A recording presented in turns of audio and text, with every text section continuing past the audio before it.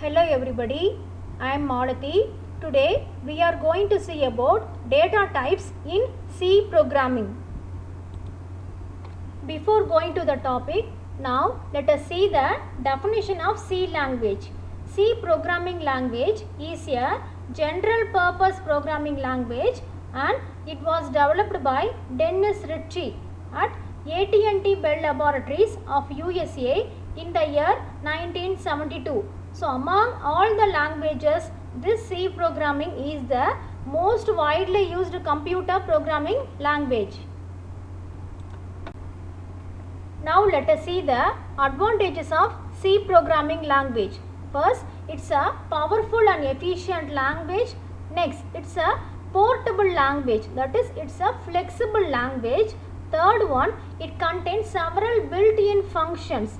Next, it has the quality to extend itself, that is we can add more functions in the C programming language. Last one, it's a middle level language, that is it will support both the high level and low level programming language. Now let's come to the topic data type. What does mean by data type? Data type is used for declaring the variables, that is data types have different storage capacities. Each and every data type requires some different amount of memory. This data type is classified into three types. They are primary data type, derived data type, and last one is the user defined data type. First one is the primary data type. This primary data type is also called as fundamental data type. This primary data type can be divided into four types. They are int, character, float and double. Now the syntax of data type is data type, variable name, semicolon. Here this data type is a keyword. We can't able to change that particular word. Next one is the variable name, that is the value that may change during the execution of the program is said to be as variable. Now let's see the first primary data type. First one is the int. Int means integer, that is it will support whole numbers. For example, int a equal to 5. Here int is a data type and a is a variable name. Here we are assigning the value 5 to the variable name a. Second primary data type is character, that is it stores a single character within single quotation mark. Consider character gender equal to f. Here character is a data type, gender is a variable name, and here we are assigning the value f, that is a single value. Here we are assigning to the variable name gender. So it is said to be as character data type. The next primary data types are float and double. These float and double will store decimal numbers, that is decimal point. For example, the float contains 7 digits of precision, that is after the decimal point it contains 7 decimal digits, but the double contains 15 decimal digits of precision, that is after the decimal point it contains 15 decimal digits. For example, float y equal to 7.5. Here float is a data type, y is a variable name and 7.5 is the decimal value that is assigned to the variable name y. Second one is the derived data type. This derived data type can be grouped together like array, structure, pointer and function. That is it will group several similar data items together. Then in this derived data type, the function specifies the type of the function's return value.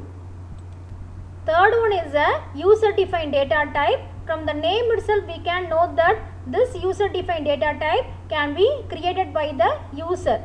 This user defined data type is again divided into two types. They are type def and enum. Type def means it is used to give the data type a new name. Second user defined data type is a enum, that is enumerated data type. This enumerated data type is used to declare the variables. For example, enum week of within the bracket Sunday equal to 10, Monday, Tuesday, etc. I have assigned so many values. For example, the value for Sunday is 10. Then what is the value for Monday? 11. For Tuesday, 12. Wednesday, 13. Thursday, 14. Friday, 15. Saturday, 16. And again the Sunday will be 16. Like that the value will be goes on. This is said to be as enumerated data type. Apart from all the three data types, that is primary, user defined and derived, there is one more data type called void. Void means no value, that is it returns nothing. Here this void is an empty data type that has no value. This void can be used in both functions and pointers. Now let us consider one example C program. For example, hash include stdio.h. Here it is the header file. What is the expansion of stdio? Standard input output. That is, in this C language we are passing the input and it will display the output. For that particular purpose, stdio.h header file is used here. Next one is the int main. Int is a data type and main is a function name. Within that function, I have assigned two statements. What are they? Printf welcome to Trinity College.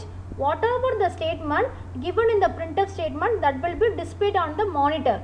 Then the last one is a return 0. The return 0 means it is said to be a successful completion.